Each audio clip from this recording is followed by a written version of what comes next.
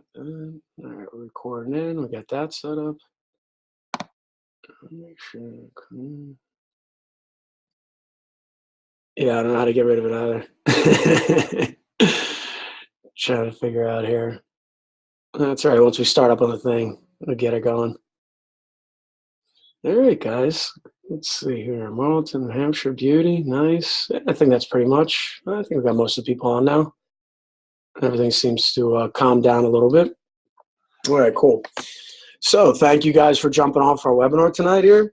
So we're going to talk about how to win at tryouts. All right, we'll get her going here, have a little bit of fun. Let me get the screen going, guys, so we can end up having here. So we just set up a couple things. So to share screen.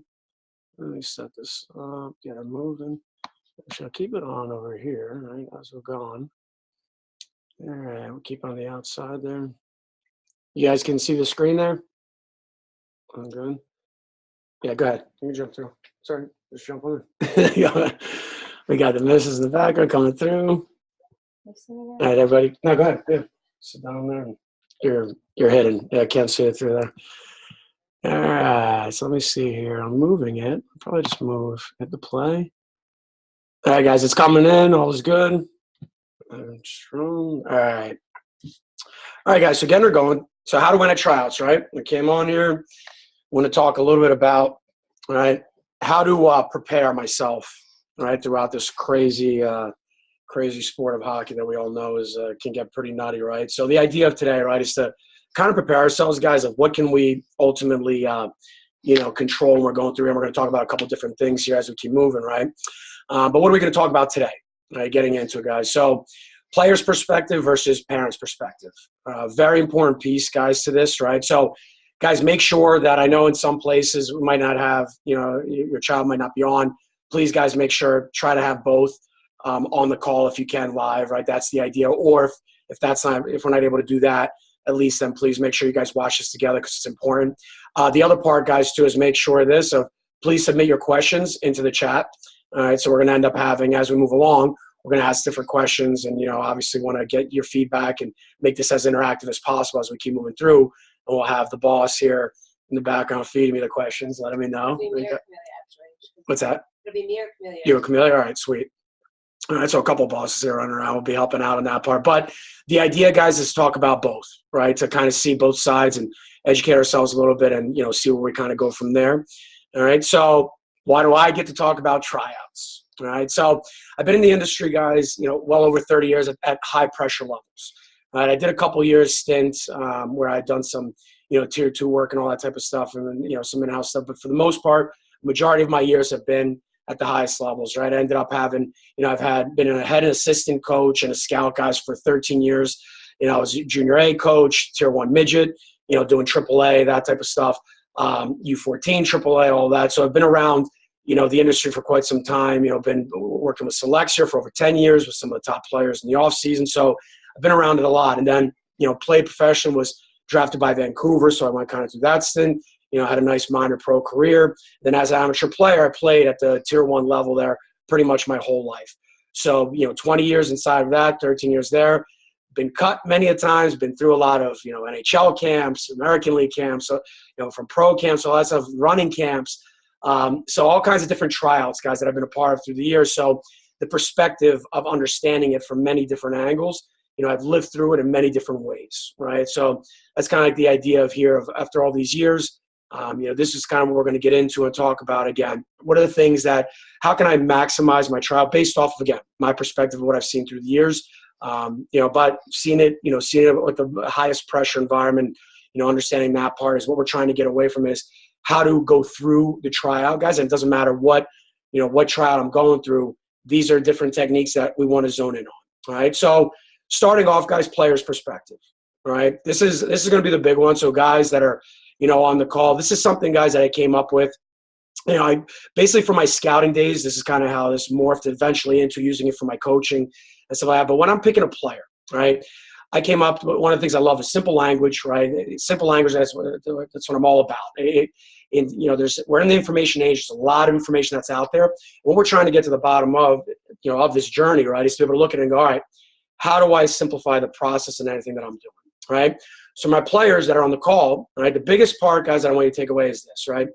When you're going into your tryout, what can I zone in on? So these are the things these are the basics, right, that if we look at it on inside of every player that's out there, what are the things that if we get to the heart of what it is that we want to zone in on, what are the key points that you zone in on? So we know the basics of, hey, you got to be able to skate, shoot, pass, all the usual stuff that goes into it, right? When I came up with earn, right, and the idea of earn your spot and the acronym of earn is very simple, right? If we went and we shredded it right to its most simplest form, what are the main things that I take away as a coach, right? What are the things that I'm looking at? So if you earn, right, your spot, what am I going to look at when it comes to you that I know that you can't fake in the process? These are things that are very simple to see. All I have to do is watch you, and it's very easy to see of, all right, this is point blank, black and white. Here's what I'm noticing when I watch a player inside of tryouts, right? So effort, attention, repetition, noticeable, right? So E for effort, A for attention, R for repetition, and N for noticeable, right? So what does that mean, guys? All right, so for my players, guys, paying attention to this, right? When it comes to effort, this is the basics, right? Yeah, coach, I know, obviously, yes. Effort is going to be the first thing, right? But effort, when I look at it, guys, it shows me a couple of things. Number one, right, how much do you want to play on this team? So if you show up to the tryout, a lot of players will come in, right, and they're going to show that effort. They're going to show, all right, hey, do I want to be here or not? So right away, it shows me your compete level through the roof, right? If you're coming in there and you're really showing me your competitive level, right, I'm looking at it from the perspective of what kind of effort are you putting into your tryout? Boom, simple as that, right? The other thing effort shows me is what kind of shape are you in, right? Did you prepare yourself? That's an automatic. You can't fake that, right? If I see that after a couple of drills, you're huffing and puffing or that you're struggling and that you can't keep up with your endurance, well, that's easy to see just based off of after the first 30 minutes, I saw you drop down. Well, that shows me, effort levels, they really dropped off big time. Does this player take care of themselves, right? Dead giveaway on that part, right? And that's the biggest part, guys, of when we're preparing for right now over the next couple of weeks. This is a big part that no matter what it is that you're doing when it comes to if you're doing, clinics, lessons, whatever it is that you're doing to prepare yourself, the one thing, guys, that I could suggest big time is this. Make sure from start to finish, you are focused on the effort that you're putting in.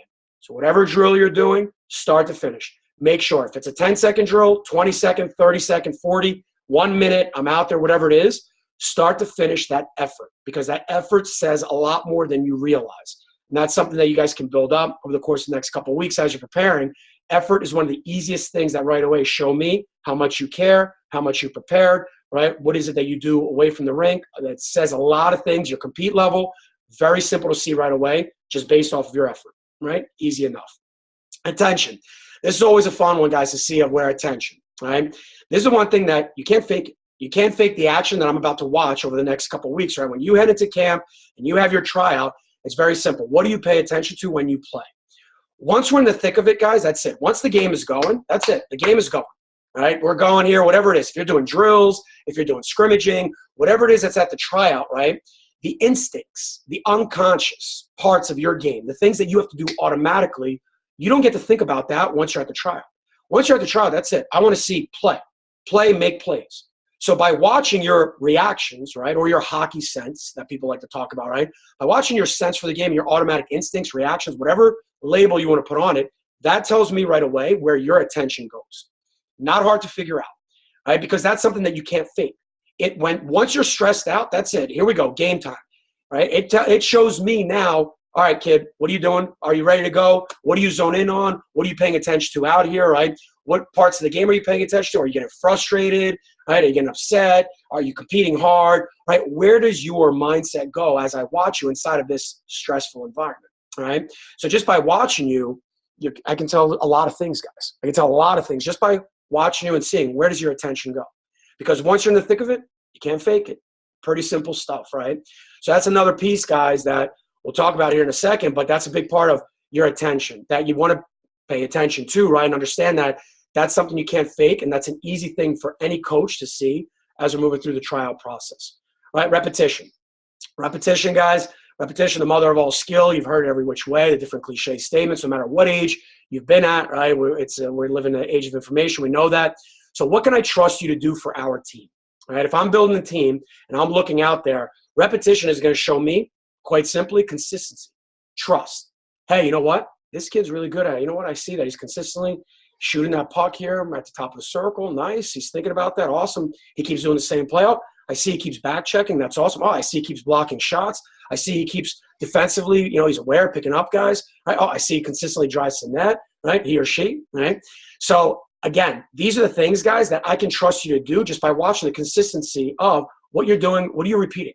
Right? What's the repetition that I see inside of the tryout that's going to tell me, all right, cool, I see that you do this, this, this, you can do this, this. Very simple, right, to watch. So repetition is going to show me that, right? Or repetition is going to show me, you know what, inconsistent, sometimes does it, sometimes doesn't do it.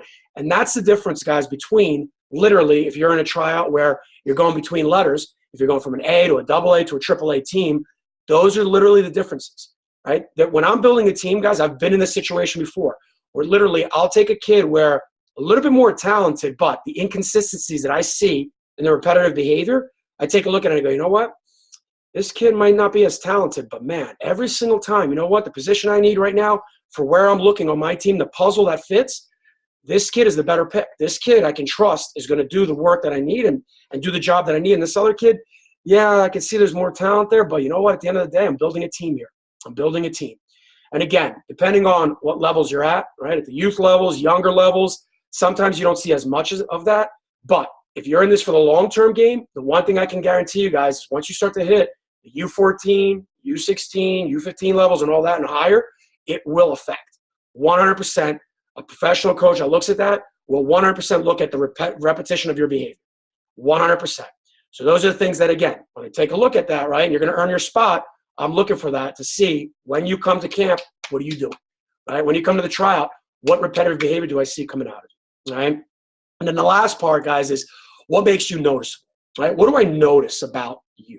Right? Besides the fact that, all right, you're fast, you're big, you're small, yeah, you got a good shot, right, good pass, whatever it is. But what is it that I notice, right, about your role? What is it that you bring to the team, right? What is it that I'm going to notice that you consistently do well, right? You repeat their behavior, you pay attention to the effort that you put into consistent, right? These are all the things that I'm going to notice about you that's going to stick out like a sore thumb inside that trial. What's the thing that makes you unique?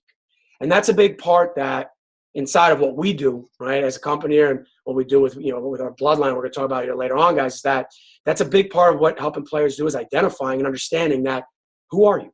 Who are you as a player? Because you can't go into the trial thinking you're going to do everything. And that's a big part that a lot of players do is when they zone into the trial and they go there, they want to try to do everything, right? You think that suddenly when I go to the tryout, I'm suddenly going to do all kinds of wonderful things. The attention you put into it, guys, doesn't work that way. Doesn't work that way, right? So for my players, we talk about control what you can control. And I know some of you guys have heard this in different ways, but control what you can control is very simple.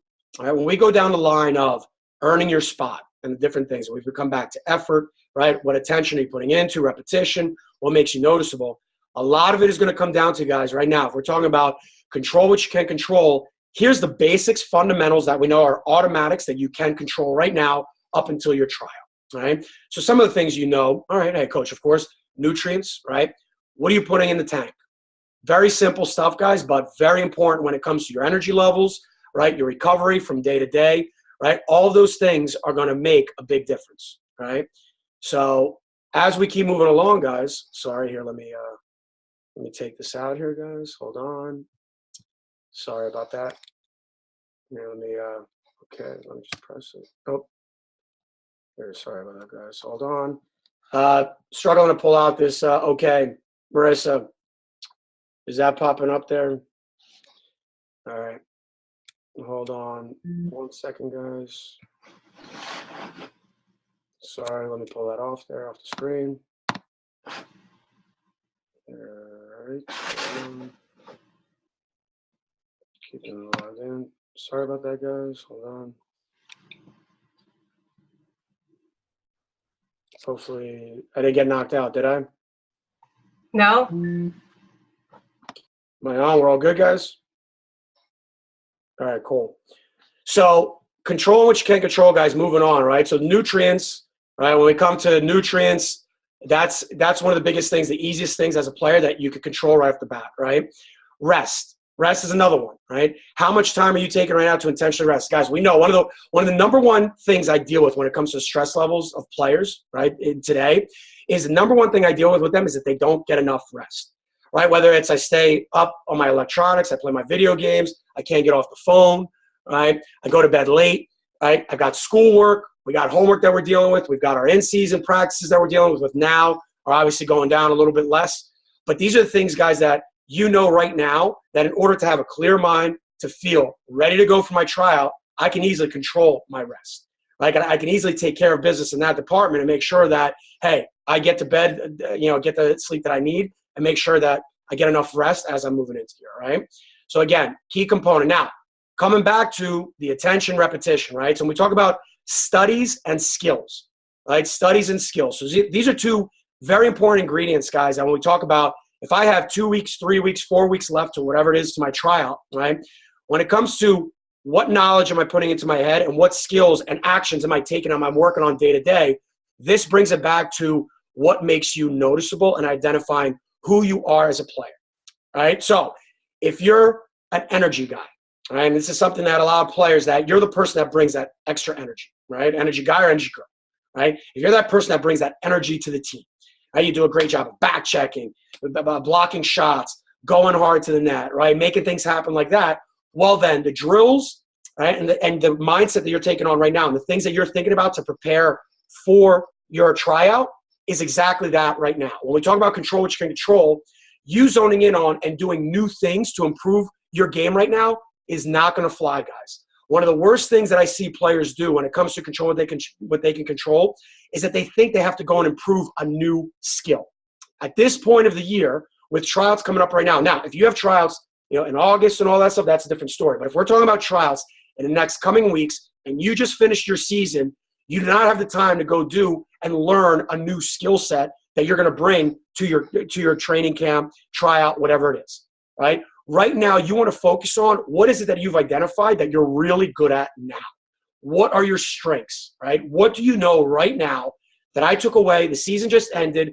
What do I know that I did a really good job of and that I know that my role is that I do a really good, this is what I can bring to the team when I come to the tryout. That's the main part that you want to zone in on right now when it comes to the knowledge, what you're thinking about consistently to prepare for your tryout, and then the skills when you're working on, if you're at a clinic, if you're you're on your own, you're doing stick and puck, right, whatever it is, right? If you're working with doing lessons, whatever that is right now, guys, the main thing you want to make sure of is that the skills that you're working on are the things that you know are going to help you get noticed at the tryout. You have to stick to what you're strong at and what you're good at, and that's the main thing that you want to study and the skills you want to work on right now. Keep on repeating those behaviors, right? Keep working on that. Keep bringing attention to that, right? And keep putting effort into that, right? Because that's what's going to help you to stand out. That's what, if I'm a coach, I'm going to notice first, right? Because if I'm building a team, I'm not looking for 20 scorers. I'm not looking for 20 grinders, right? I'm looking for a team. I'm looking for different pieces that fit into the puzzle. So for you, that means that when we say control, we can control, and the things that I'm working on right now, when it comes to your skills and what you're studying and what you're putting into your head, guys, focus on what you know you're good at right now. Make sure you stay zoned in on that. It's such an important piece of the pie that I see a lot of players right now, they take their time, they think, I'm going to go do something new, and I'm going to improve this new thing. But then what you did was you just spent a couple of weeks focused on something new instead of focusing on what you know you're really good at and what's going to help you shine at the tryout, right? So can't stress that enough, guys, because I see that a lot of times with players that they try to change their game up, and it's like, no, stick within the confines of what your game is. If you want to improve a skill that is a part of what you're already good at, that's one thing. But zoning in on something else completely new and different, right? If you're not a goal scorer and suddenly you think I'm going to go work on becoming a goal scorer now, it's not going to fly, right? That's not how you use your time wisely right now to get ready for your trial, all right? And the last part, guys, relationships, right? Who are you hanging out with? Are you around people that are feeding you positive energy? Are you around good coaches, right? Are you around an environment that's pushing you right now to stay ahead of the game, right? That's making you work hard, right? Are you listening to good, positive things? What are you learning? What kind of things are you eating, right? These are all relationships, right? You're building relationships with your food, with your rest, right? When it's studies, skills, you can intertwine how you look at building a relationship with so many different things. but what are you putting your time into right now? Such an important piece, guys, to the puzzle in that part. All right. And then at the end, guys, what it comes down to, when we talk about earning, right, your spot, controlling what you can control, fundamentally it comes down to this, guys. Simplicity plus consistency equals results. One of the biggest things that help guys understand, right, within this process of this crazy environment that we all know we have to deal with, right, and figuring it out in this wild jungle that we're all a part of, is that the simplicity.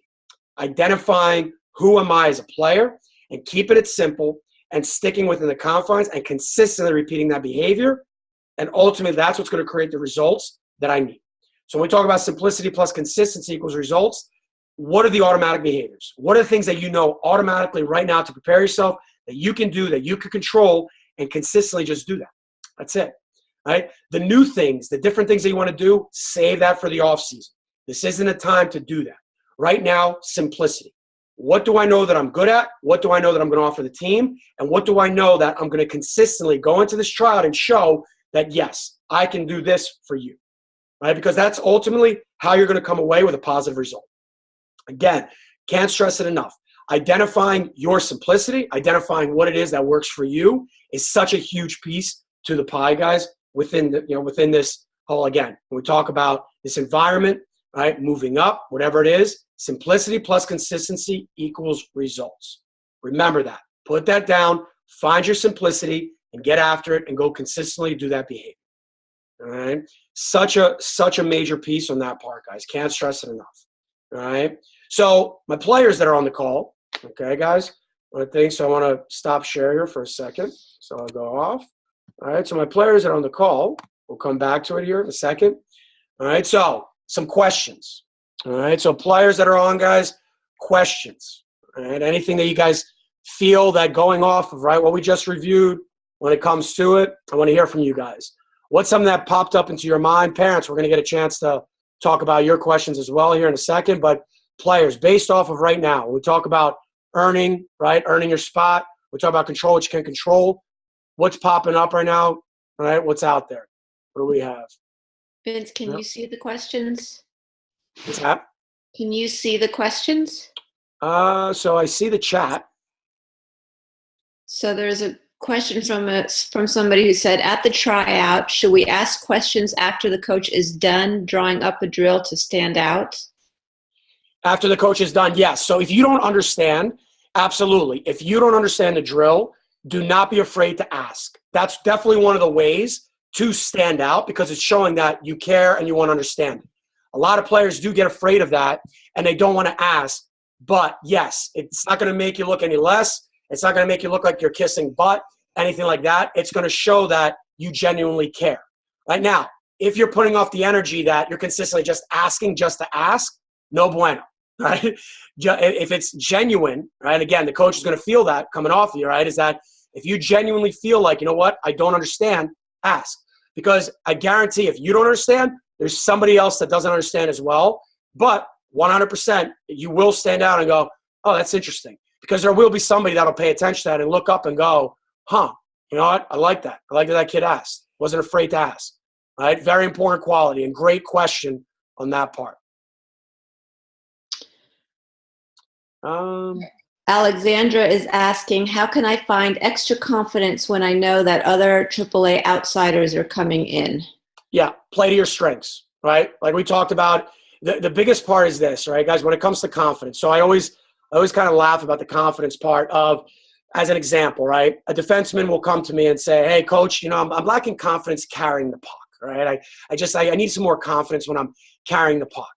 And I go, okay, cool. All right, well, what do you currently do with carrying the puck? When we work on that skill, what do you currently do? And well, they kind of look in their head twist and go, oh, I don't know. Well, what do you mean you don't know? What do you do with carrying the puck? So what specifically, where do you lack the confidence? Well, when I'm carrying the puck up the ice. Okay, so do you actually do anything, any drills physically? Do you work on it where you're carrying the puck up the ice? Well, in practice, we do this drill. And once you go through it, you see that they do it maybe 3 to 5 reps in one practice, 3 to 5 reps in the next practice. So that's about 6 to 10 reps a week. By the end of the week, all right, how many reps did you do it? But then you're asking, I need confidence in something that I don't consistently do. So right now when we talk about the tryout, this is when it comes back to playing to your strengths, guys, is that, yes, of course you're going to deal with AAA players. You're going to deal with the label of AAA players. Let me tell you guys something, especially the one thing that I always see is this, right? When we talk about the label of AAA, right? AAA in its own way has gotten watered down in a lot of different ways, right? But the bottom line is that for the most part, when we talk about U8, U10, and U12, right, inside of that regional players, right, is that the reality is this. It comes down to fundamentally that there isn't the players that are really good. There isn't much of a difference of you could be playing AA, AAA. You're finding players left and right that could keep up with those players. So from a confidence standpoint, it comes down to this, right? It comes down to you sticking to what do I know I'm good at? You have to go into that tryout knowing that, you know what? I'm really good at shooting the puck. I'm really good at back checking. I'm really good at going to the net, right? Once you've identified the things that you know you're really good at, focus on that and make sure you repeat the behavior a lot. If you know what you're really good at and you've identified that, right, zone in on that and don't worry about AAA, AA, A. None of that stuff matters. Because at the end of the day, if you're zoned in on and you're focused on what it is that you need to do, and it's all based off of what you know confidently, I'm really good at that, you're not even going to worry about the other stuff. But where a lot of players get, you know, where they get the hiccups, right, is that they don't focus in on, yeah, I'm really good at this. So you've got to identify what that is and do that a lot and focus on that. And then somehow the rest of your game and the confidence and all that stuff, it starts to suddenly manifest itself. So it's an interesting dynamic, but great question there. But it comes down to, again, guys, focus on your strengths so you can go in feeling confident. Keep that top of mind. Keep zoning in on that, and it'll help you a ton. All right? There's a question from Michael who wants to know, what are the best things to eat in your lunchbox during the week of tryouts? Mm-hmm.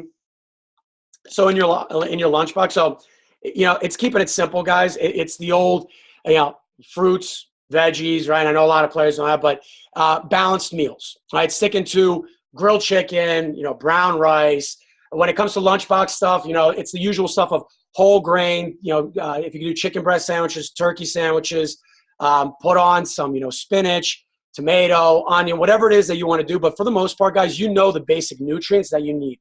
But as a guideline, the easiest way to stick with it is just balanced meals, right? And depending on, for the younger players, I know it's hard for you guys to eat more than 3 times a day. You know, for the older players, obviously some of you guys have to eat 4 to 6 times a day. It depends on where you're at. But, you know, there's a lot of, and one of the things, guys, I'll put up some information with that too. You know, we'll send that out. I'll make sure you guys get some nutritional information. But the basics, all right? Stick to the basics. You guys know a lot of what, when it comes to natural food, again, stick it to what kind of fruits do I like? What kind of veggies do I like? Make sure those are always a part of the meals. What kind of proteins do I like, right? Turkey, chicken, fish, that type of stuff. Right? What do I like to eat consistently? That, and then make sure getting in, you know, good complex carbs, guys. So if it's brown rice, whole grain pastas, stuff like that, you know, it's sticking to those, you know, if it's baked potato, sweet potato, whatever that is, right? Sticking to consistency of just good meals. The big part, guys, when it comes to, you know, sugar, minimize that. You know, I know a lot of kids, like they like to stick to their sugar, but you don't want to have a ton of sugar. If you're going to have something, you know, once a day, a little bit of something, that's fine, but you don't want to fill your body up consistently all day with it. It's not going to help you, right? It's going to make your hormone levels, guys, and stuff like that go up and down. So you just want to keep the sugar to a minimum. You know, when it comes to certain kind of fats, again, when it comes to younger players, you're okay with having the whole milk. Older players, a little bit different. You want to stay away from like the fried stuff. As a general guideline, if we're talking about U14 and older, you want to stay away from too much fried, you know, processed and all that type of stuff. But like I said, I'll send over some general guidelines, guys, but keep it simple with your nutrients of good, clean, natural, a lot of stuff that you know, but be consistent with your eating habits. That's a big part. So make sure you have breakfast. You wake up in the morning, you have something for breakfast, you have something for lunch, you have a snack in the afternoon. Be consistent, right? Don't go in the morning and eat nothing and then eat a big lunch and then have something small in the afternoon or evening. That's the biggest part, the secret to nutrition, guys, is make sure that it's not a yo-yo. Make sure it's steady. Get up in the morning. Very important to have breakfast. That's one of the things that I find players all the time really missing out on is you get up in the morning. I know you might not like it, but it's so important because you think about it. Your body's growing. Every single one of you, right? Whether it's U8, U10, U12, U14, 16, your body's growing. When you talk about going to bed at 9, 10 o'clock at night and get up in the morning and you haven't eaten anything all night and your body's gone 10 hours, whatever it is, and then in the morning you eat nothing again and you don't eat anything until 11 o'clock or noon, guys, you've just starved your body for way too long for your age. It does not work. You have to wake up. Case in point, how many of you guys have gone to class and you feel exhausted? You go into your first couple classes, you're tired until you go to lunch, and then you get some energy. The players that go and have breakfast, suddenly they notice, oh, I got so much more energy going. All right, so that's the biggest part I'd say is consistency, is making sure that getting those meals in, and breakfast is a big one. And again, good, natural, balanced meals is always the way to go in that part. Couple of questions regarding defensemen that have come through. So what are some things that a defenseman can do in a scrimmage to stand out more? And is it bad for a defenseman to play very offensively at tryouts? No, it depends on, again, who are you as a player, all right? So who are you as a player? If you're an offensive defenseman, then yes, show the skill of, hey, I do a good job of getting pucks through to the net. I do a good job of maybe carrying it sometimes. Now, again, there's a difference between a big misconception that goes on is offensive defenseman means that I carry the puck through everybody. No. Offensive defenseman means that in the offensive zone, you have the ability to put pucks on the net. That's all it means. In the offensive zone, do you create offense? In the other zones, to stand out as a D, inside of small area games and all that stuff, your first pass is everything, right? Can you quarterback? Can you move the puck up quickly? That's something that everyone's always going to judge defensemen on, right? Do you pick up and identify players? Do you do a good job of making sure that I know who my player is, and in any one-on-one situation, I'm winning battles. I'm showing that you're not going to beat me to the net. I do a good job defensively from allowing you to get there. Stick on puck is a great habit to have.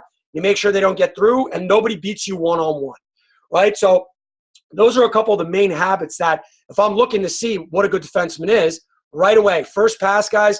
So in my scouting that I've done and I do, for any of the teams when they ask me, whether it's major junior team, Division I, NHL teams, guys, everybody, the first question they ask with defensemen, besides character and all that stuff, is how's their first pass? Can they quarterback and get the puck up and out? Whether it means putting it on somebody's tape, whether it means getting it up off the boards, getting it out of trouble, everybody wants to know how the first pass is. So that right away. And then how you protect the net, how are you in one-on-one situations, making sure nobody beats you, that's another big thing. But if you're an offensive defenseman, yes, shoot. If you're a defensive defenseman, shut players down. Simple, right? But again, it comes back to fundamentally, what are you good at? What are you strong at? And bring that to the table. Another question. I'm trying to kind of group them by how they're applicable to more. So if you're more of a passer, should you try to be more of a scorer in the tryout? And on the other end of that, should I play my position during the scrimmage? It seems everyone tries to play center and attack the puck and don't look to pass to the wing for the breakout. Yeah, definitely play your position. Again, that's something that everybody thinks that, oh, I've got to do extra stuff, right? Again, it comes back to what are you good at? Show those skills. All right, so what was the first part of the question? What was it again? It was, if you are more of a passer, should you try to be more of a scorer in the tryout? No. No. If you're a passer, show that you have playmaking ability, right? Again, good coaches are going to see. They're going to see how are you positioned? Are you moving the puck? If you're a good passer, show me you're a good passer. If you're trying to now shoot and score, if you don't have the skill and you're not a good shooter, then don't try to be a good shooter suddenly. Because guess what? There's somebody in that tryout that is a good shooter that's going to show that, hey, I do a good job shooting. But by you showing that you're trying to shoot pucks, then what that's going to do is it's going to show weakness that on the other part that I don't get to see that you move the puck well. Right? If I see that you're trying to shoot pucks when you're not good at it, you're going to make more mistakes. Right? Again, when we talk about attention, right? Effort, attention, repetition, you can't fake that attention. If you're not used to shooting pucks and suddenly I see that you're trying to do that, guys, well, all that's going to do is expose that you're making mistakes. And that's, to me, this kid makes a lot of mistakes. I don't see it. But if you're positioned, right, and that's something parents we're going to talk about here in a second, but when it comes to your positioning, guys, yes, 100%, If you understand how to play the game positionally, if you make a pass and the player doesn't handle it, if you're in the right area and the other player doesn't pick up the other player, that's not your responsibility. Show that you know how to play your game, right? And then let the coaches decide and figure that out as they watch you and see that, hey, you know what? Yep, this kid, I like the style. I see the consistency. I see what this kid is able to bring us. And don't do the things that you can't do because, again, when you do the stuff that you're not good at, it's going to show. It's going to show. So another question is, in the week before tryouts, should you train more or rest your body? Yeah. So the week before, it all depends on how your body is, but for the most part, rest it. All right. And what I mean by rest it is that, so it's like this, guys, in its simplest form. If I do 20 push-ups, all right, and when I get to 20 push-ups, that's where I feel my max is like, all right, I do my one, I get 18, 19, 20, and I get exhausted, right? If I do 10, that's going to feel pretty easy, right? Use that as your guideline when you're going into the trial the same exact way for that week. You can go do some stuff and get to the 10 point of your push-ups. Get to the point where, hey, I got a good skating, I worked hard, but I'm not feeling like I'm at 16, 17, 18, 19, right? I'm not feeling like I'm pressing it down. It's like, oh, I'm exhausted. No, hey, I got a good skate. I got my 10 reps in. Boom, I'm gone. So that's during the week before, go do that. So if an hour or hour and a half beats you up, go do a half hour, 40 minutes. Get on, get off, keep it high tempo, get out, get yourself ready. Shutting it down completely, not necessary. Younger bodies, you guys recoup fast and all that. But following the guideline of not beating yourself up every day, 100% do not do that. Working harder does not equate to getting in better shape suddenly. You just want to go and, you know what? Hey, I can put out this much energy right now. I feel good. I don't feel gassed. Beauty. You're done. Get out. See you later. See you tomorrow. Right? If you want to go and, train and do things before camp. So there's some more questions, but I know you have more to cover. So I think it'd be a good time to get to the parents and all that stuff. So the players. Come back to these questions, I think, at the end when there's more time. I know. Do we have to help the parents out? Parents, you want some help with this? We'll get out of it. I know. So, jumping back in, guys, all right?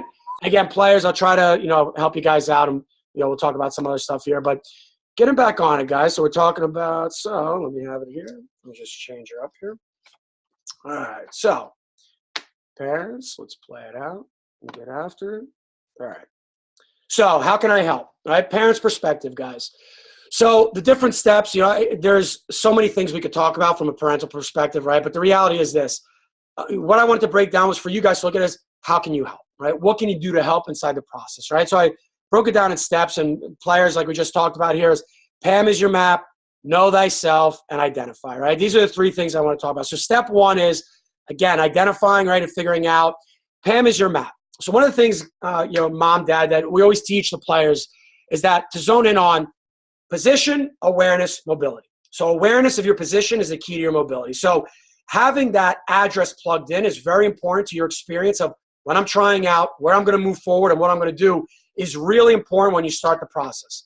So position goes into so many different parts of this, right? But right now, in its simplest form, in the beginning, guys, we want to be able to, step one is, what is your kid's current position? Right? And again, when I use that language, right, do you know how your kid feels right now?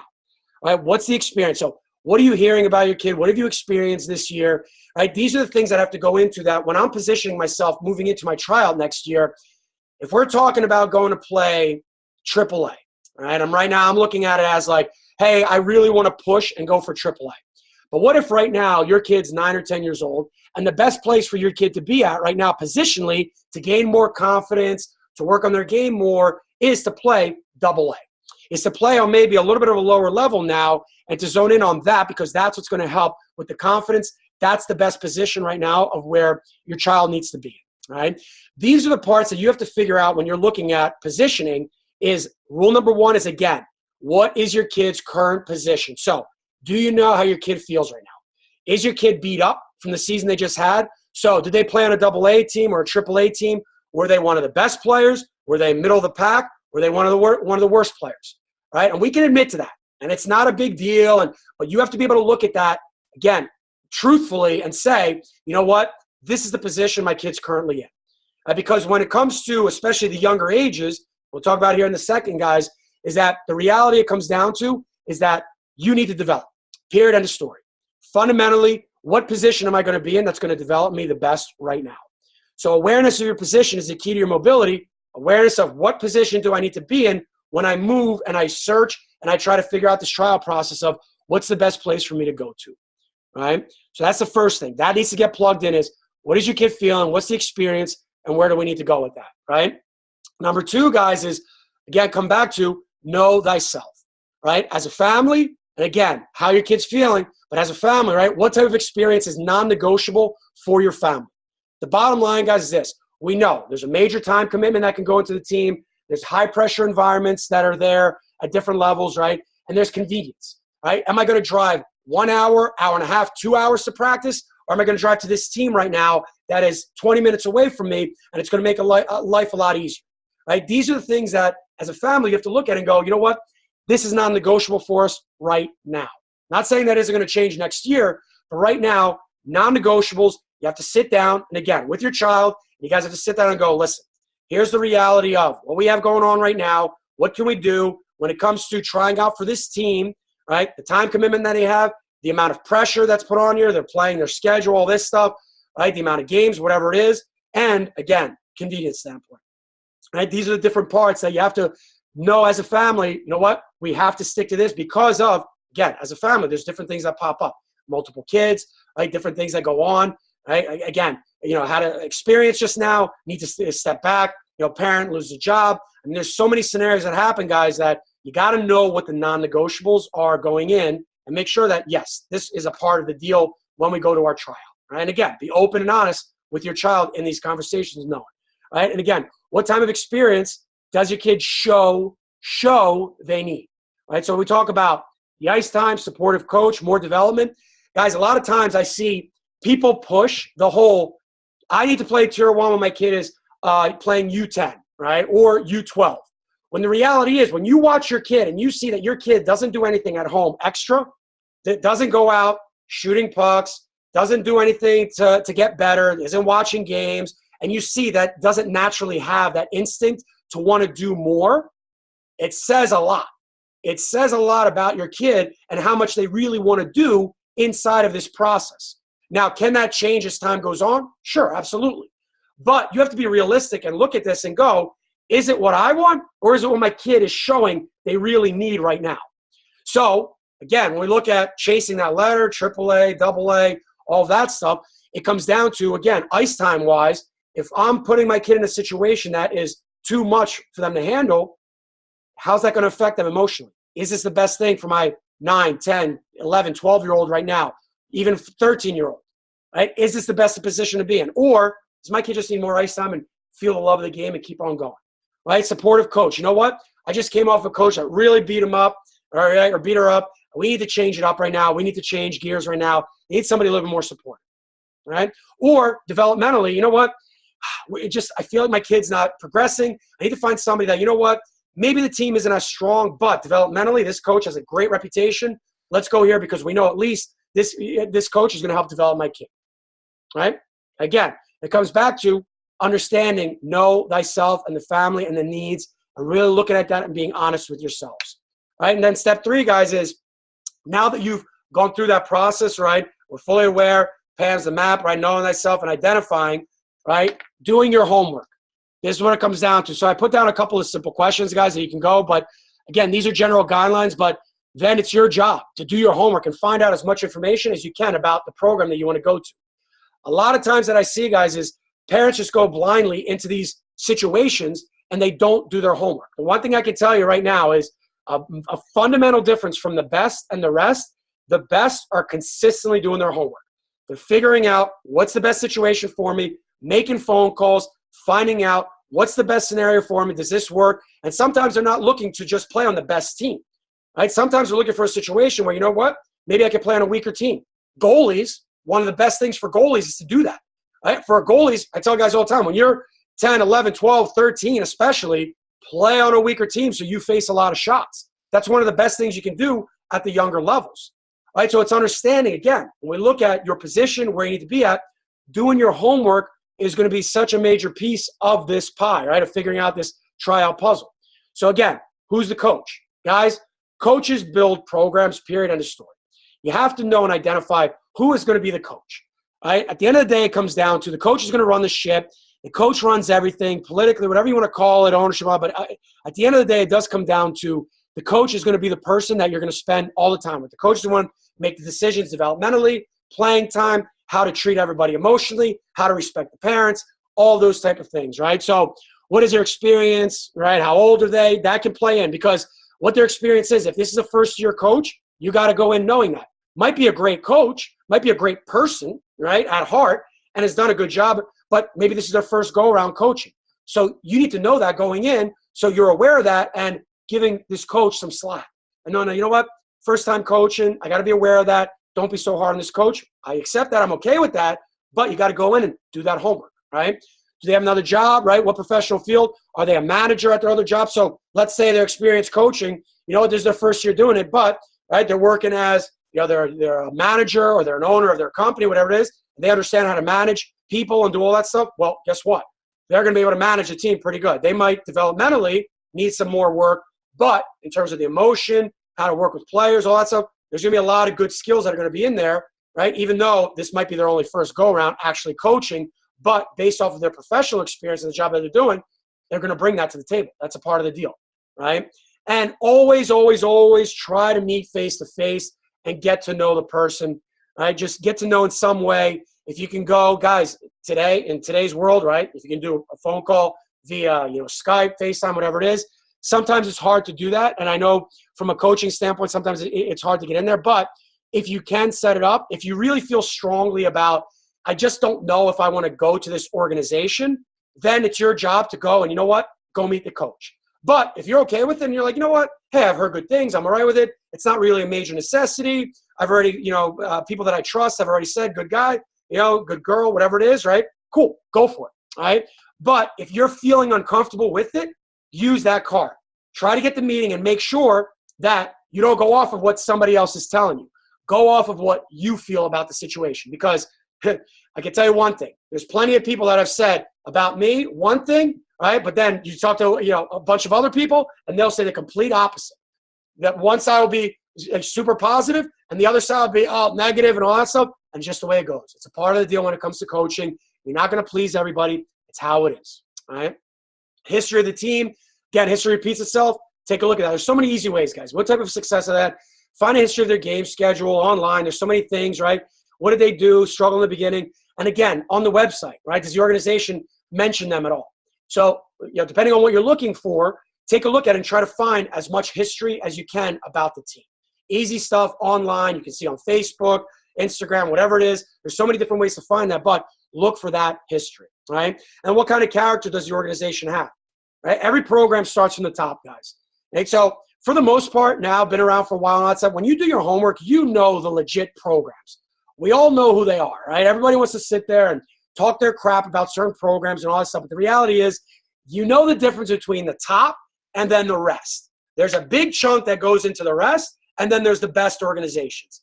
For the most part, yes, they might be doing things that are more higher end, high pressure, all that stuff, but guess what? Welcome to the show. This is the way it goes. You can sit there and say whatever you want, but identifying and knowing that what kind of character of organization you're dealing with, you can do that homework by talking to people, by networking, finding out. And again, check out their website. Are they pro, right? How are they posting? What does it look like that they're doing? Are they really pushing their organization and making people believe and show they're doing the work to push their players, to show that, hey, look what we offer our kids, all that type of stuff, right? Easy to see. Send them an email, right? How long does it take to receive a response, right? Traditionally, give them a day, right? Sometimes give them even 2 days during this time of the year, especially. It can be really hectic. It's okay. Give them that leeway, right? But if you don't hear back from them at all, that says everything you need to know right there on that part in a big way, right? When it comes to, and again, sometimes it falls through the cracks, but it's another one of those little things that you can test it out, right? And again, if after a couple of days they don't reach out again. And then once you reach out again, if you don't hear back within 24 hours, forget it. That part then, if you gave a little ding and you didn't hear, that's simple, right? And then check out My Hockey Rankings. That's always the easiest one, right? What's the history of the team, right? From U12, U18, all that stuff, right? Check it out, guys, and just see what's the history of this team. Where have they been at? What do they do? Right? What am I getting involved with? And just see the consistency of where are they at, right? Simple stuff on that part, right, to take a look at, right, as we go. So as we move along, mom, dad, right? So some of the things, guys, that, looking at, inspired a little bit by, Bill Maher, if you watch, the rules, right? The rules of making sure of what I end up doing, right? New rules. Well, here's my rules of making sure that as a parent, you do not do, right? So we're going to call it how to stay out of the penalty box. Now, these are different things that I've seen through the years that pop up, right, to have a little bit of fun here. These are things that make sure you do not do this, right? So how do you stay out of the penalty box? Number one, calling the coaches, right, talking to them, parents at the tryout, whatever you're doing, telling people how amazing your kid is. Guys, nobody cares how amazing your kid is from you. Everybody wants to see it. If we're talking about earning it, right, let everybody else be the judge of it. You running around and thinking that I'm selling my kid and I'm my best salesman for my kid, nobody buys into that crap. Nobody. I deal with it so many times that parents, at the higher levels that think that, I got to go and make these calls. And if I don't pump my kid, who will, and all that stuff. The best players do not do that. Period. End of story. Let your performance speak for itself. Go in, be humble, show that you can play, right? And don't run around telling everybody how amazing your kid is, because nobody wants to hear that. We sit there, we laugh at it, we're like, okay, yeah, my kid is a goal scorer, my kid's this, my kid's all these great things. And then you go and watch it, you put that pressure on it, and it's like, your kid doesn't have a single goal in the tryout yet. But in your mind, your kid's a goal scorer. Don't do it. Don't do it, all right? Our last coach was an idiot. Right? Running around and telling people the story and the history of the last place you were at. Same thing. Again, how to stay out of the penalty box, guys. Nobody wants to hear that your last coach was an idiot. Nobody wants to hear that. Nobody wants to hear you talking about them, bringing that negative energy, at tryout especially. Do not do that, right? Because at the end of the day, every coach is different and every experience is different. You may have thought the coach was an idiot, but the three best kids that were on the team absolutely love the experience.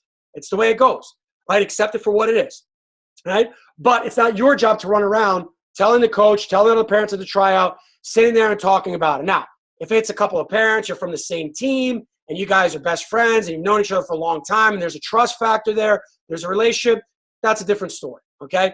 But talking to new people, all that stuff that you don't know, guys, don't do it. Don't run around bringing that negative mindset, right, into the tryout.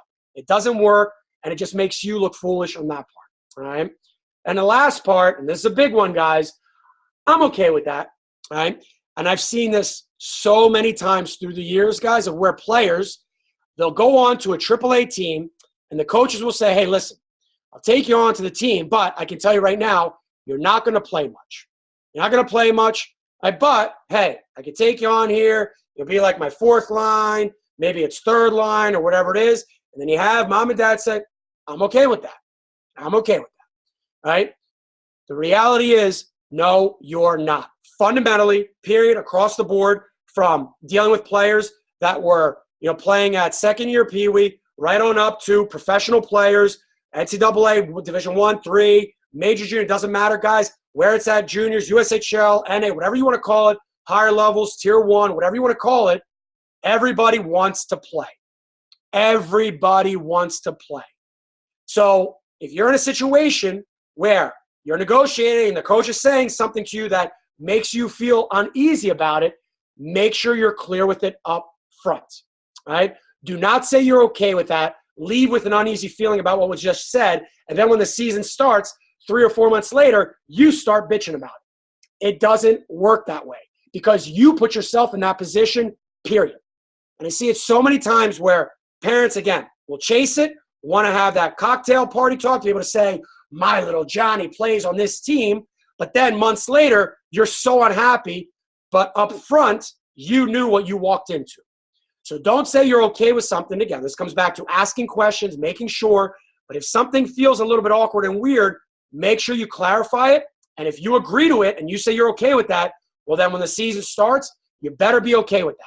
Because I've had goalies, I've had scenarios with players, defensemen, forward, you name it, where, hey, was very upfront about this is what it's going to be like. this is how it's going to be. This is what I can give you, right? Specifically, different cases where a goalie, right, would come in and I'd say, hey, listen, this is who's going to get the nod, who's going to get the start. You're going to get this many games. Are you okay with that? Every which way I made sure in 20 different ways, I'm like, hey, I want to make sure that you understand what we're doing here. Right now, this is the kid that's going to play. I learned my lesson on how to do this, but again, in the younger years, I would communicate this a lot. And then lo and behold, months later, the kid, the parent, freaking out. I want more ice time. I want more. And it's like, are you kidding me right now? Are you kidding me right now? And so many times you see this go on with parents. And the reality is this. Don't put yourself in that position. Don't say you're okay with that. Don't do it. Because then when you're in that position, it's your fault. It's your fault when things go head south. So be careful of that, guys. Right? Because again, it goes on quite a bit. But we want to make sure that we're aware of that, right? And not allow that to happen. Okay? So I'm moving in. All right, so let's go. Parents, couple questions here. Let me jump off here real quick. Then we'll come back on. All right, you ready for some questions? Oh, yes. Okay, let's see. Hold on a second here. Really, I know I'm working on it. I got to get with the time. I hope you guys are okay with the extra time here.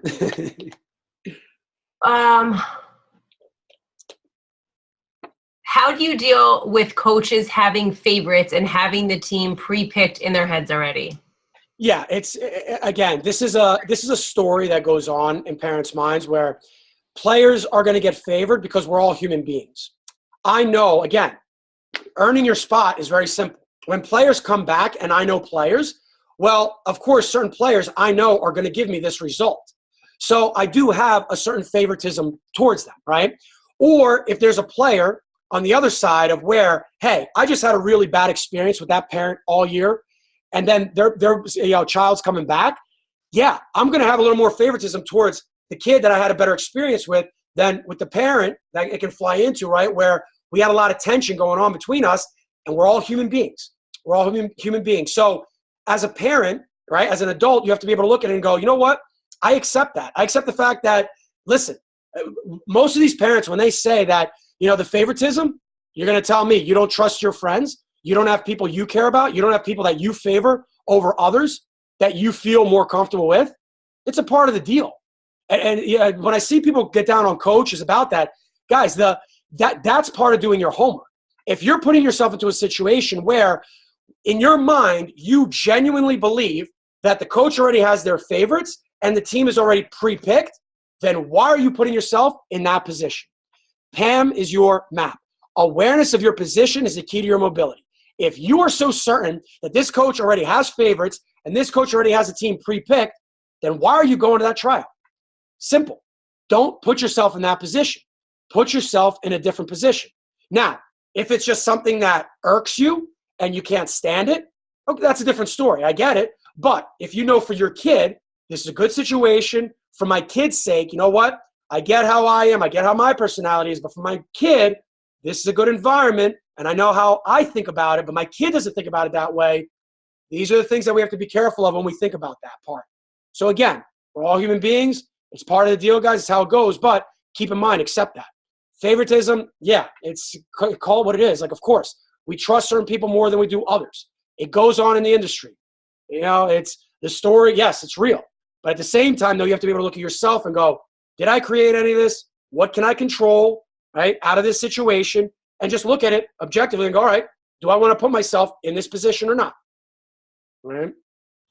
So kind of putting some things together that are different questions from different people, but they are relevant to each other. So on one end, it's if your kids never played at AAA before, when is a good age to begin playing at that level? So that's part one. Yep. And then on the other end of that spectrum is if your child has an opportunity to play up at the U16 AAA midget level, when they would typically be U15. So when would it make sense to play up a year versus staying where they are? Cool. Child to play up U16. I got you. You don't have to. I can. Okay, cool. All right, so good age to start playing AAA. All right. So fundamentally, guys, this is what I always tell players. This is what it comes down to, right?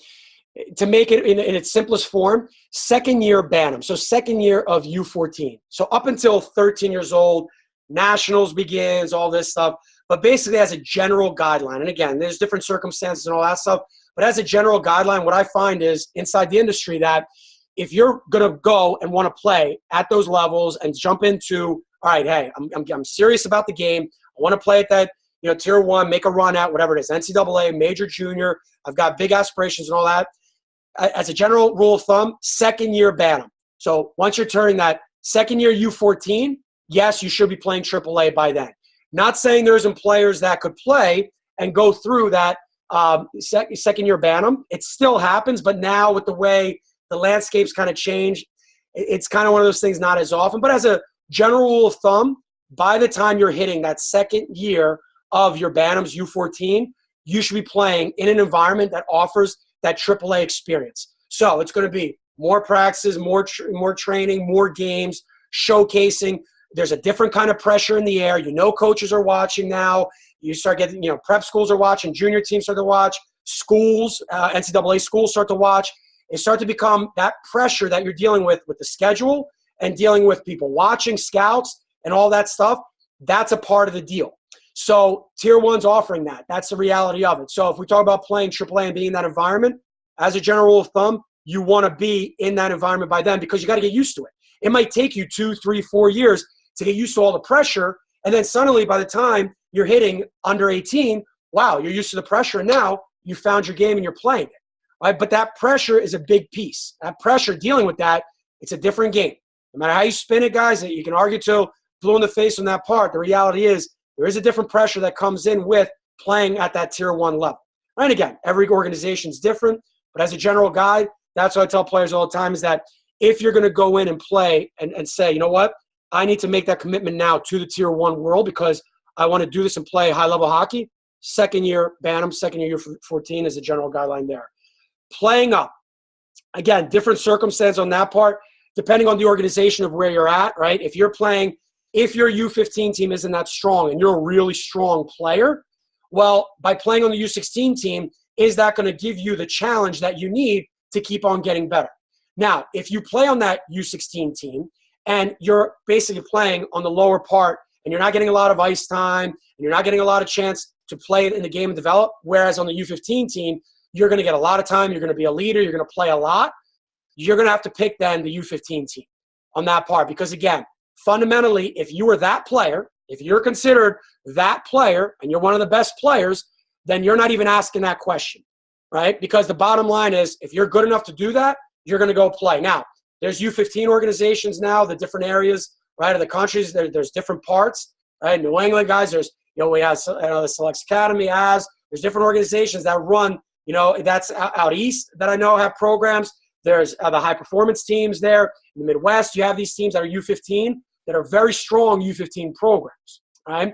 So again, fundamentally, you come back to my hockey rankings, seeing what organization are you getting involved with, how strong, how good is their U15 program of where I'm at, versus, you know what, maybe it makes sense of the location of where I'm located. I should go play on the U16 team because that's going to give me a stronger experience for what I need as a player.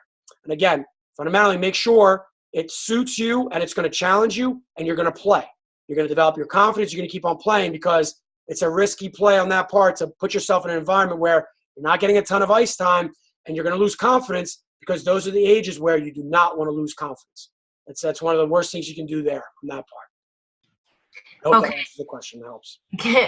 Another question, I'm kind of putting two together here, but they both deal with the mental side of the game. Mm-hmm. So what can a parent do to help their child feel confident and staying positive and not getting frustrated with the trash talking that's going on, from other players and whatnot during the tryout process? Yep, lead the way.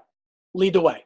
Show through your actions and your energy, right, your tone, that basically lead the way and help them understand, focus on your strengths, control what you can control.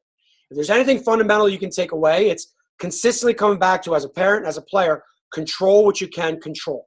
When you're hearing these other people saying things and all that stuff, that has nothing to do with your game. So as a parent, when your child's dealing with it, you have to bring them back, right? Because at the end of the day, they're going to come back and they're going to trust you. If you're freaking out and you're talking about it, and you're like, oh, this is a bunch of crap, this is bullshit, I can't stand this, blah, blah, and you show that, then of course your child's going to go, uh-oh, I feel that energy, I don't like it, right? But if you can control what it can control, you know what? Yeah, hey, all right, this parent's saying this stuff, it is what it is. Hey, right now, this is what you need to do, right? You got to make sure, stay zoned in. I know, control what you can control. There's nothing you can do about that. All you can do is stick to your strengths, play your game, prepare yourself as best as you can. You've done everything you needed to do. You're resting right, eating right, you're working hard, you're playing your game. That other stuff that those people are saying, there's nothing we can do about that. Lead the way. Control what you can control. Be the example. That's the best thing you can do in that part. And be mindful of yourself. From a mindset perspective, be mindful of yourself, because believe me, I get it. It's exactly what I do. It's my profession in that part. And it's very tough to be mindful of yourself and not let that energy come off. As we know, our kids can sense it, right? As animals, there's nothing else they have to pay attention to other than mom and dad and taking a look at it and feeling that out, right? So it starts with you on that part of lead the way, and control what you can control. There's just some other very individual questions, but I think your next slide would probably be helpful for getting those answered. Yeah, getting into that. Okay, cool. So jumping into some of the stuff here. All right, so let's kind of move on into it. So let me get it going, guys. So, all right. Hold on here. All right. So, kind of wrapping up, guys, and getting some of the stuff of what is it that, I currently do to help players and families. And this will probably help, like Marissa was saying, with a couple of questions there on that part. So a big part of how, Bloodline Hockey and how I spend my time is very simple now. It's helping players identify who are you, right? Who are you as a player? So when we talk about finding your strengths, identifying your strengths, right? And what I put my time into, it's amazing how much players, right, struggle with understanding that. So who are you? Figure it out, right? I always love the whole part of figuring it out was a big thing, right? I've had different coaches that would say, figure it out. My whole argument was pretty simple. If you start to understand who you are as a player and you're given ideas, right, and you're influenced with certain ideas of understanding what's your makeup, what do you bring to the team, and you start to understand genuinely, you know what, this is who I am. You know what, maybe I'm not the quickest player, but I'm very powerful. Maybe I don't have the best shot, but I have a pretty good pass, right? Maybe I'm not the swiftest out here, whatever it is, but I'm very smart on the ice, right? These are the things that when you identify and understand who are you as a player, working within the confines of that, it's amazing how much it clears away the noise of what you have to deal with. So a big part of what Zone In On and helping players do is this, is that, hey, figuring it out, there's so much information. There's so many different ways to look at things, right? We are in the information age, right? Understanding who you are and what value you bring is numero uno. That's how I was able to turn around. And guys, coaches in the industry, other professional coaches, all that stuff, look at me and think this is nuts of that I'm pulling this off and doing this, but it's because it fits me. There's a lot of coaches in the industry that couldn't do this because it doesn't fit their style.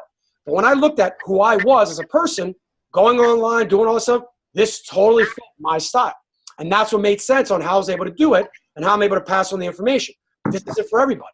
Same thing as a player. You have to know, when you know who you are and you identify that, life becomes so much easier, right? And again, emotionally, understanding myself, a big part of what we zone in on with players is understanding my emotions and my thoughts behind it, understanding what's my role, what do I bring to the table. All those things are such a big piece to the puzzle, right? Identifying your strengths. Guys, there's so much data that proves it. When people talk about confidence and all this stuff, if you're already playing AAA, you're there for a reason. If you're AA and you're a good player and you're already a pretty good young player, you're good for a reason, right? It's because you're strong at your game. You're good. So now it's identifying and knowing, well, now that I know that I'm good, well, what things do I really do well? And then it's understanding that, hey, if I'm competing against other players, well then, if there's 1,000 players just like me, there's only 200 jobs available out there for those 1,000 players that are just like me. But the difference between you and those other players is the 200 know these are my strengths, and I keep it simple. Simplicity plus consistency. I've mastered my strengths. I've become better than every other player out there. I've identified, I know exactly what I'm good at, And I do that over and over and over again. And that's how I've developed my game. And I've zoned out and mastered my strengths. And that's such a huge piece to identifying, right? And I understand that we work on with our players and focusing on the value of your time. Guys, the biggest part is this. When it comes to time, as much as people want to say, oh, you got plenty of time and all this stuff, no, you don't.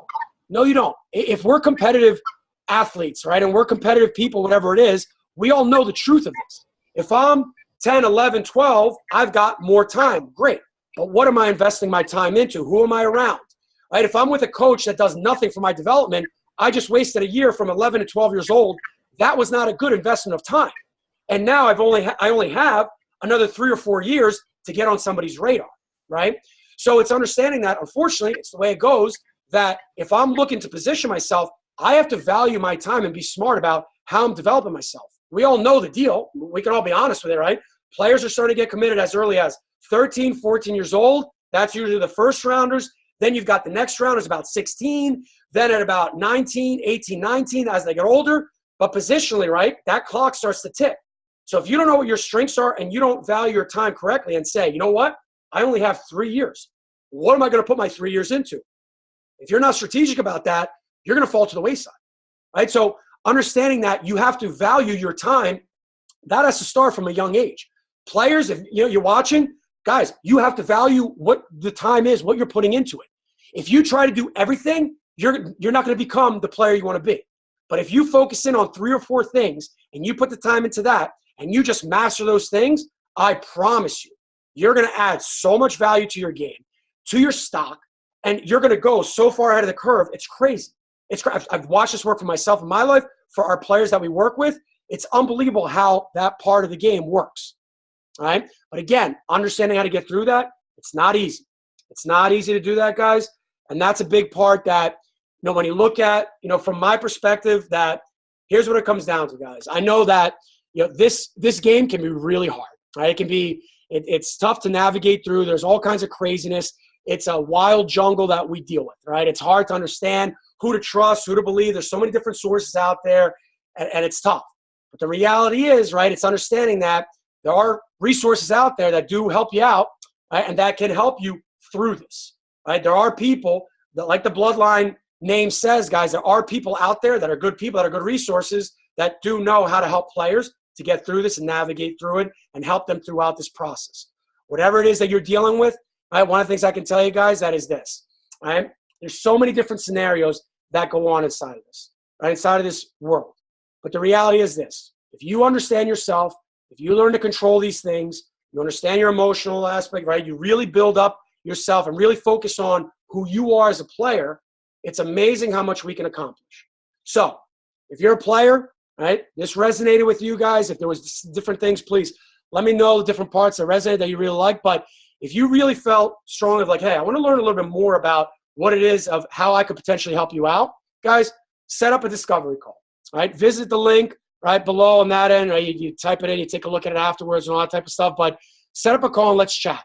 If this resonated with you and you're a player that really, you know what, I really want to dive deeper into my game. I know that I want to get better. That's who I love chatting with. I love people that know, you know what, I want to be better. I know that this is something for me. I want to go down this rabbit hole. I'm committed to the process, and I know where I want to go with this, right? That's who a lot of players that help out with on that part is understanding that, hey, you know what? I'm fully aware of what it is that I want to do. I'm having trouble understanding how to do it, right? So we have different programs, guys, designed throughout this. If you're looking for, hey, you know what? You want a little bit more serious experience? Awesome. Get into it. Set up the call. I've got different ways, guys. We got groups. We're starting with now players as young as from mites, squirts, peewees. We're going to have group programming that's going to be going on as we move in. For the more older, serious player, right, second year peewee on up, that's involved, higher levels of stress that you're dealing with. Tier 1, high-level hockey. We've got Division 1 players, Division 3, junior players, guys, all that, the highest end Tier 1s, all that fun stuff, right? Set up that call, and we have individual sessions for that and group environments for that as well. But fundamentally, guys, set up, if it feels like, you know what, I want to learn a little bit more, set up a call. Let's chat, right? If you feel serious about it. Not about let's just, hey, I'm trying to find my way and all that stuff. It's seriously like, you know what, I know what I want to take out of this. You know what, I just need some guidance, Right? I just want to know that, hey, you know what? I'm committed to the process. I know that, hey, this isn't going to be an easy one, but you know what? I could use some help. I could use some help. So if it resonates with you guys, let me know, via email there's all that stuff. We'll send out with the link, guys. You'll have the information there, as we move along. But, any other questions, guys, that pop up, again, I'll try to get back to a couple of you guys here. Hold on one second. Let me try to. It may be a little all over the place. Yeah, where's the? Oh, there we go. Okay, cool. It came up. So, thank you guys for taking the time, to jump on. I know it's not easy. When it comes to trial process, it's tough. It's tough. There's so many different loops that go through this, and I know it's not easy, right? But at the end of the day, there's so many different ways to be able to look at your child, yourself, your game. There's a lot of great resources out there to help you out to navigate through this. It's doing the work. It's doing the work fundamentally is what it comes back to. And that's a big part of what drives my passion inside the industry and how I'm trying to help out, the industry and just shed some light on the things that, hey, here's the realities of the game. Here's the things that we control. Here's what we can't. And let's just get to work. Good old-fashioned work. All right? Marissa, was there anything else that popped up on there? No, I'm just letting everyone that has a question up, please book a discovery call and that we can, get with you. Sorry, the little one's waking up. We can get on with you on or not me, you really want to talk to him, but he'll get on a private call with you through the discovery call link that I put in the chat. So if we didn't get to your question, please use the link so that we can get you scheduled and he can address it with you in a one-on-one setting. Yep. Awesome. All right, guys. Thank you very much for joining. Please, any feedback and all that stuff, fully appreciated. And yeah, good luck at tryouts. Get after it and all that stuff, and hopefully it works out. Exactly how you want it. And best of luck to you guys in that part. Again, thanks for coming on. All right, guys. Have a good night. See ya.